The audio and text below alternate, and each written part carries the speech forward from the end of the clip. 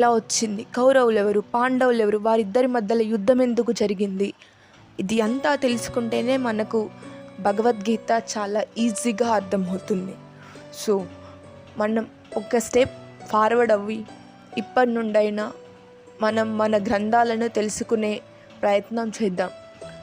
మహాభారతం అనే ఒక పెద్ద గ్రంథం, దాంట్లో ఉన్న కష్టాలు అన్నీ మనం చూసి దానికి సొల్యూషన్ వాళ్ళు ఎలా వెతికారు అని ఆలోచిస్తే చాలా మన లైఫ్లో ప్రాబ్లమ్స్కి సొల్యూషన్ని వెతకగలుగుతాం.